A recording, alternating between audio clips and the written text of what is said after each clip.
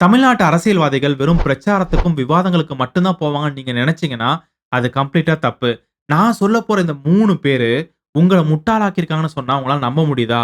எப்பா, எப்பா, எப்பா! இத பத்தி ஏற்கனவே news articles, news media cover பண்ணிட்டாங்க. இன்னைக்கு நாம ரொம்ப டீட்டெயிலா இத பத்தி நம்ம பார்க்க போறோம். நீங்க இன்னும் சப்ஸ்கிரைப் பண்ணலனா, மறக்காம அந்த சேனல சப்ஸ்கிரைப் பண்ணுங்க. உங்களுக்கு தேவையான இன்ஃபர்மேஷன கொண்டு வந்து சேர்க்கறதுக்கு நாங்க இருக்கோம். கற்பனை பண்ணி பாருங்க.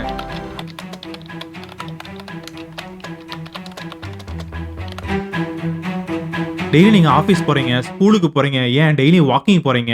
போகும்போது டெய்லி பார்க்குற மலை திடீர்னு காணோம். நான் ஏன் இந்த கத பத்தி முதல்ல சொல்றேன் அப்டின்னா, இது மோர் தென் மனி மக்களோட வாழ்வாதாரம் ரொம்பவே பாதிக்கப்பட்டுச்சு. இதோட மாஸ்டர் மைண்ட் யாரு? இதுக்கு பின்னாடி என்ன இருக்கு? இந்த கல்ல வச்சு பயங்கரமான கோடீஸ்வரனான கத தான் இது. மாட்னாங்க. ஆனா மாட்னதுக்கு அப்புறம் லுக் அவுட் சர்க்கிள்ன்னு போட்டாங்க. பறக்கறதுக்கு தட. விஜய் மல்லையாக்கு முதல்ல போட்டுருக்கலாம். மக்கள் சொல்லுவாங்க, ஹார்ட் ஒர்க் பண்ணா கண்டிப்பா சக்சஸ் வரும். ஆனா இவங்க இந்த ஹார்ட் ராக்க வச்சு அதிவீக வளர்ச்சி அடைஞ்சிருக்காங்க. The business of black gold. Tamil Nadu இந்தியாவிலே தி பெஸ்ட் கிரானைட் ரிசர்வ்னு சொல்லுவாங்க. அதுவும் குறிப்பா மதுரையில. ஒரு கம்பெனி கிரானைட் தொழில் ஆரம்பிக்கணும். அதாவது கிரானைட் மைனிங் ஆரம்பிக்கணும் அப்படின்னா, முதல்ல லைசென்ஸ் வாங்கணும். கவர்ன்மென்ட்க்கு டாக்ஸ் கட்டணும். ராயல்டி பே பண்ணணும். அது மட்டும் இல்லாம என்வைரன்மென்டல் ரெகுலேஷன்ஸ கண்டிப்பா ஃபாலோ பண்ணியே ஆகணும். ஆனா நம்ம கம்பெனி எல்லாமே லைசென்ஸ் மட்டும் வாங்கிட்டாங்க. அது எப்படின்னு உங்களுக்கே தெரியும். டாக்ஸ் ஒழுங்கா பே பண்றது கிடையாது. கணக்கு கம்மியா காமிக்கிறது. அதுக்கப்புறம் இந்த அளவுகோல் இருக்கு. ஒரு இடத்துல தோண்டணும் அப்டின்னா, ஒரு அளவுகோல் இருக்கு. அத விட அதிகமா தோண்டுறது. என்வைரன்மென்ட் சொல்லவே தேவையில்ல. கொடூர வேலைய பார்த்திருக்காங்க. இது முதல்ல இந்த ஸ்கேம் வெளிய வந்தது 2012ல. ஆனா 1991ல இருந்தே இந்த மைனிங் பிராக்டிஸஸ் இல்லீகலா நெறைய வர ஆரம்பிச்சிருச்சு. 2003ல இருந்து 2011 வரைக்குமே பார்த்தீங்க அப்டின்னா, மொத்தம் 139 லைசென்ஸ் இஷ்யூ பண்ணியிருக்காங்க. அதுல party A 77 licence, party B 69 licence issue பண்ணியிருக்காங்க. கொஞ்சம் யோசிச்சு பாருங்க. நம்ப பூமிய அங்கங்க ஓட்ட போட்டா எப்படி இருக்கும்? நெனச்சாலே பதறுதுல்ல. அதே மாரி தான் அன்னைக்கு ஒருத்தருக்கு பதறியிருக்கு. அவரு தான் ஃபார்மர் ஐஏஎஸ் ஆபிசர் சகாயம் அவர்கள். அவரு இந்த மாதிரி பிராக்டிஸ்லாம் பார்த்து ரொம்ப கஷ்டப்பட்டு, இத எப்படியாச்சும் வெளிச்சத்துக்கு கொண்டு வரணும்னு சொல்லிட்டு ஒரு 13 பேஜ் ரிப்போர்ட் அனுப்புறாரு. அந்த ரிப்போர்ட்ல ஸ்டேட் செக்ரட்டரிக்கும் அனுப்புறாரு. ஒரு காப்பி சீஃப் மினிஸ்டருக்கும் அனுப்புறாங்க. கவர்ன்மென்ட்க்கு இந்த மைனிங்னால 16,000 கோடி இழப்பு. அது மட்டும் இல்ல மக்களோட வாழ்வாதாரம் பாதிக்கப்படுது அப்படின்னு சொல்லிட்டு ஒரு ரிப்போர்ட் அனுப்புறாரு. ஆனா எந்த ஒரு மூவ்மெண்ட்டுமே இல்ல. இது மறுபடியும் பல அரசியல்வாதிகள் பேச ஆரம்பிச்சாங்க. நெறைய சேனல்ல பேச ஆரம்பிச்சாங்க. ஆனா ஒரு சேனல்ல இந்த ரிப்போர்ட்ட எக்ஸ்போஸ் பண்ண ஆரம்பிச்சாங்க. அதனால கவர்ன்மெண்ட் வேற வழி இல்லாம இந்த ஆக்ஷன எடுக்க ஆரம்பிச்சாங்க. அதன் விளைவு அப்ப மதுரையில இருந்த ஐஏஎஸ் ஆபிசர் ஒரு 18 ஸ்பெஷல் டீம்ம ஃபார்ம் பண்றாரு. மொத்தம் 125 குவாரிக்கு ரைட் பண்றதுக்கு அனுப்புறாங்க. அப்பதான் நான் யோசிச்சு பார்த்தேன். ஒரு 175 குவாரி மதுரை வட்டாரத்துல மட்டும் இருக்கா? அப்ப எந்த அளவுக்கு பூமிய பாதிப்படைக்க வச்சிருப்பாங்க? அதுக்கப்புறம் அந்த சூப்பரிண்ட் ஆஃப் போலீஸ் என்ன பண்ணாங்கன்னா, ரைடு பண்ணி ஒரு 55 பேத்த அரெஸ்ட் பண்றாங்க. அதுல business menu, politicians, government officials உட்பட. அப்பதான் கதை ரொம்ப சூடு பிடிக்க ஆரம்பிச்சது. பப்ளிக் இன்ட்ரஸ்ட் லிட்டிகேஷன் ஃபைல் பண்ணாங்க. அதுக்காக கவர்ன்மென்ட் பிரஷர் தாங்காம சகாயத்தையே இதுக்கு ஒரு கமிட்டி மெம்பரா போட்டாங்க. அவரு தான் லீட் பண்ணி நடத்துனாரு. இவரும் போய் நெறைய இடத்துல விசாரிச்சாரு. ஆனா இப்ப கண்டுபிடிச்சது 16,000 கோடி கிடையாது. 65,000 கோடி. அது மட்டும் இல்ல. ஆர்டிஐல கேட்டு ஒருத்தர் சொன்னாரு, இதோட விலை 1,00,000 கோடி. இந்த ஸ்கேமோட விலை 1,00,000 கோடி. இந்த காசுல 500க்கும் மேல ஒரு நல்ல ஸ்கூல கட்டியிருக்கலாம். இல்ல 100க்கு மேல நெறைய மல்டி ஸ்பெஷாலிட்டி ஹாஸ்பிட்டல கட்டியிருக்கலாம். பணம் ஒரு டைமென்ஷன் இருக்கட்டும். மக்களோட வாழ்வாதாரம். அங்க வாழ்ற மக்கள நம்ம கெளப்பணும். அந்த இடத்த ஆட்டைய போடணும் அப்டின்னா, அவங்கள முதல்ல அங்கிருந்து கெளப்பணும். அப்ப நெறைய சத்தம் போட்டு பயங்கரமான வெடி, நல்ல பவர்ஃபுல்லான வெடிய வெடிக்கிறது. அங்கிருந்து அந்த கிரானைட்டோட துகள்கள், குப்பைகள் எல்லாத்தையும் வந்து போற வழியில கொட்டுறது. அங்க இருக்கிற தண்ணீல இவங்க கிரானைட் கல்ல கழுவுறது. அங்க போற இரிகேஷன் வாட்டர்ல குப்பைய கொண்டு வந்து கொட்டுறது. இந்த மாதிரி ஏகப்பட்ட விஷயங்கள் பண்ண ஆரம்பிச்சாங்க. ஸோ குடிக்கிறதுக்கும் தண்ணி கிடையாது. அங்க இருக்கிற ஃபார்ம் லேண்ட்லயும் தண்ணி கிடையாது. எல்லா நிலங்களும் பயிரிழந்து போச்சு. என்ன பண்ணுவாங்க மக்கள்? மக்கள் எலுத்து போய் கொஸ்டின் கேட்க போனவங்களையும் நெறைய பொய் கேஸ் போடுறது, அவங்கள மிரட்டுறது, நான் சொல்லவே தேவையில்ல. கட்ட பஞ்சாயத்து. டிஆர்பி இண்டஸ்ட்ரீஸ் மேஜரா ஸ்கேம் பண்ணவங்க மற்றும் அழகிரியோட பையன் தயா அழகிரி. இவங்க 2 பேத்துக்கும் வாரண்ட் இஷ்யூ பண்றாங்க. வாரண்ட் இஷ்யூ பண்ணதுக்கு அப்புறம் இவரு காணாம போயிறாரு. தயா அழகிரி எங்க போனார்ன்னே தெரியல. இவருக்கு ஆன்டிசிபேட்டரி பெயில் கிடைக்கிற வரைக்கும் எங்க போனார்ன்னே தெரியல. எல்லாமே அந்த லுக் அவுட் சர்க்குலர் சொன்னேன்ல, அந்த மாதிரி இஷ்யூ பண்றாங்க. எங்கேயுமே பறந்து செல்ல முடியாது. ஆனா அப்படி போட்டு என்ன பலன்? மூடுன குவாரி தொறக்கப்படுது. அதுல ஒருத்தருக்கு மட்டும் 20,000 ஏக்கர் நிலம் இருக்கு. தமிழ்நாட்டுல லேண்ட் சீலிங் ஆக்ட்ன்னு ஒண்ணு இருக்கு. ஒருத்தருக்கு இவ்வளவு தான் நிலம் குடுக்கப்படும். ஆனா அத மீறி அப்படியா நடக்குது இங்க? கவர்ன்மெண்ட் அஃபிஷியல் நல்லாவே வேலை பார்த்திருக்காங்க. ஆனா யாருக்காக? மக்களுக்காக இல்ல. பண்ணையாருக்காக. ஒண்ணு பொலிட்டிஷியன் மாறணும். இல்ல கவர்ன்மெண்ட் அஃபிஷியல்ஸ் மாறணும். இங்க 2மே தரம் புரண்ட கதை தான் இந்த பெரிய scam. The business of black கோல்ட்ன்னு சொல்லப்போற இந்த கிரானைட்டோட ஸ்கேம் வெறும் மக்களோட பணத்த மட்டும் எடுக்கல. மக்களோட வாழ்வாதாரத்த பயங்கரமாவே பாதிக்கப்பட்டுச்சு. எத்தன மக்கள் அந்த இடத்த விட்டு சின்ன பாக்கெட்டு தான். ஆனா எவ்வளோ கஸ்டமர் இருப்பாங்க. இந்த ஸ்கேம பத்தி படிக்கும்போது, என்னடா எவ்வளோ கோடி போயிருக்குன்னு நெனச்சேன். ஆனா இந்த பான் மசாலா எவ்வளோ கோடி லஞ்சம் போயிருக்கு தெரியுமா? தமிழ்நாடு கவர்ன்மெண்ட் 2013ல ஒரு நல்ல போல்ட் ஸ்டெப் எடுத்திருந்தாங்க. இனிமேலு தமிழ்நாட்டுல பான் மசாலாக்கு இடமே கிடையாது. வெளிய போன்னு சொல்லிட்டு. ஏன் அப்டின்னா, ஓரல் கேன்சர் நெறைய பேத்துக்கு, இதனால நெறைய ஹெல்த் ப்ராப்ளம்ஸ் வர ஆரம்பிச்சது. அதனால போல்ட் ஸ்டெப் எடுத்தாங்க. இனிமேலு தமிழ்நாட்டுல பான் மசாலா கிடையாதுன்னு. ஆனா இருந்தாலும் சென்னையில மட்டும் 30,000 டிரேடர்ஸ் பான் மசாலாவ சீக்ரெட்டா வித்துட்டு இருந்தாங்க. ஒரு கம்பெனி பான் மசாலா தயாரிச்சுட்டு இருந்துச்சு. டிபார்ட்மெண்ட் திடீர்னு ரெய்ட் போடுறாங்க. அண்ணாமலை இண்டஸ்ட்ரின்னு சொல்லப்போற ஒரு இண்டஸ்ட்ரி தான் மேனுஃபேக்சர் பண்ணிட்டு இருந்தாங்க.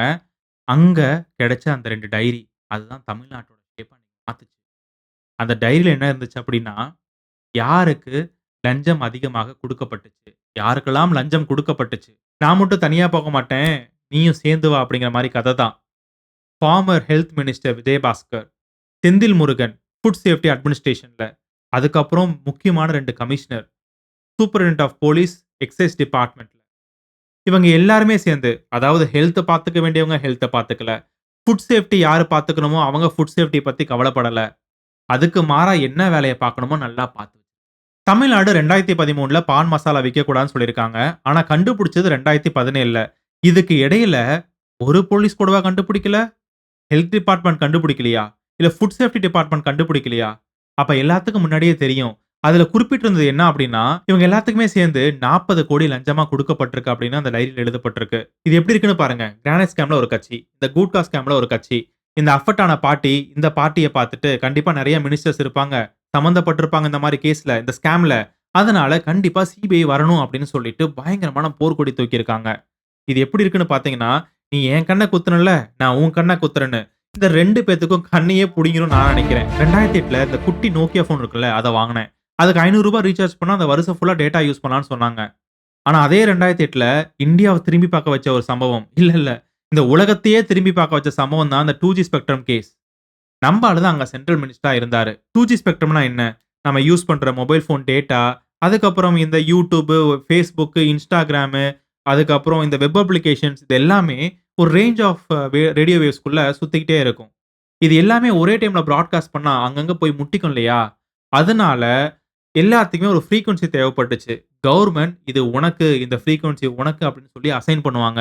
இது எல்லாமே அந்த அசைன் பண்ற அந்த ஃப்ரீக்வென்சிய நம்ம லைசென்ஸ் குடுத்து வாங்கணும். இதுதான் சிம்பிளா நான் சொல்லணும் அப்படின்னா. இங்க தான் அந்த விளையாட்டு ஆரம்பமே. ராஜா அவர்கள் அப்பதான் அனவுன்ஸ் பண்றாரு. எல்லாத்துக்குமே யாரு முதல்ல ப்ரப்போசல் சப்மிட் பண்றீங்களோ, அவங்களுக்கு முதலுரிமை குடுக்கப்படும் அப்படின்னு அனவுன்ஸ் பண்றாரு. அதுல எல்லாருமே வந்து சப்மிட் பண்றாங்க ப்ரப்போசல்ஸ. அதுல முக்கியமான கம்பெனி இவங்களுக்கு புடிச்ச கம்பெனி இருக்குல்ல, அவங்களுக்கு ஒரு முன்னுரிமை குடுக்கணும். அந்த மாதிரி ஒரு வேலையெல்லாம் பார்க்க ஆரம்பிச்சாங்க. அது மட்டும் இல்லாம நெறைய கைட்லைன்ஸ் அதுவும் 2001ல குடுக்கப்பட்ட அந்த ரேட்டுக்கு தான் குடுத்தாங்க. இப்ப நெனச்சிருந்தா அந்த 2008ல ரேட்ட ஏத்தி குடுத்துருக்கலாம்.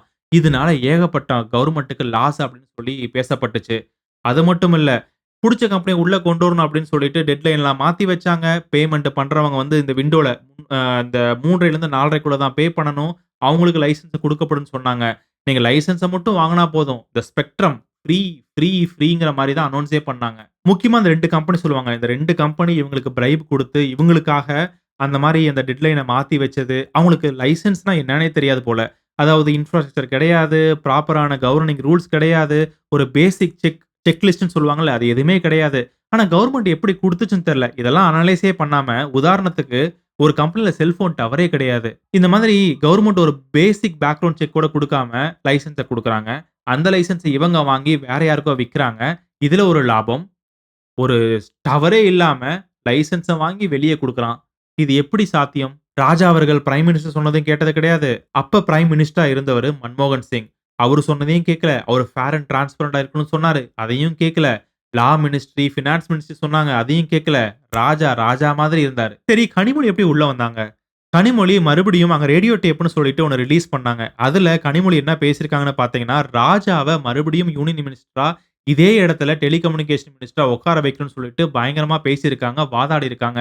அந்த மாரி ரேடியோ டேப்லாம் வந்திருக்கு. அதுக்கப்புறம் விசாரிச்சா தான் தெரியுது, கலைஞர் டிவிக்கு ஒரு ரூ. 200,00,00,000 ஒரு ஷேர் மூலியமா வந்திருக்கு. அங்க வித்த ஷேர் இங்க வந்திருக்கு.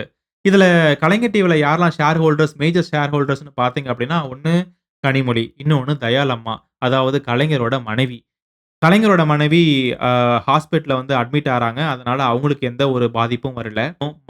மறுபடியும் இவங்க அப்ளை பண்றாங்க. அவங்க இல்லன்னு சொல்றாங்க. அதுக்கப்புறம் மறுபடியும் மேல்முறையீடு பண்றாங்க. இந்த மாதிரி ஏகப்பட்ட விஷயங்கள் மாறி, மாறி போயிட்டு இருக்கு. இன்னமும் அந்த கேஸ்ல முழுமையான தீர்ப்பு வரதே கிடையாது. இது இன்னொரு கேமா பார்த்தீங்க அப்டின்னா, ஒரு சென்ட்ரல் கட்சி கரெக்ட்டா எலக்ஷன் வரும்போது, இந்த சிபிஐ மூலியமா இந்த கேஸ கொண்டு வராங்க அப்டின்னே சொல்லணும்.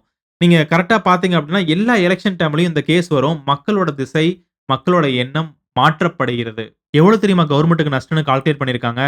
ரூ. 1,76,00,000. ஆனா ஏதோ ஒரு வகையில பார்த்தீங்கன்னா, இது ஒரு பிசினஸ்ல இருந்து எடுக்கப்பட்ட காசுன்னு சொல்லலாம். ஆனா அந்த கிரானைட் ஸ்கேம் மக்களோட வாழ்வாதாரம் பாதிச்சது. இந்த குட்கா ஸ்கேம் ஒரு பிளான் பண்ணப்பட்ட கொலைன்னே கூட சொல்லலாம். இந்த ஸ்கேம்லாம் நாம இப்ப தெரிஞ்சு என்ன பண்ண போறோம்? எங்கேயாவது ஒரு டிவிலயோ, டெலிவிஷன்லயோ இல்ல ஃபிரெண்டோ இந்த ஸ்கேம்ன்னு சொல்லுவாங்க. அரசியல் இதெல்லாம் சாதாரணமாப்பான்னு சொல்லிட்டு, நம்ம இந்த கேஸ பத்திலாம் கண்டுக்கிறதே கிடையாது. நம்ம கண்டுக்கிறதுக்கும் ஒரு ரீசன் வந்து நெறைய இருக்கு. நம்மளுக்கு தேவையும் கிடையாது.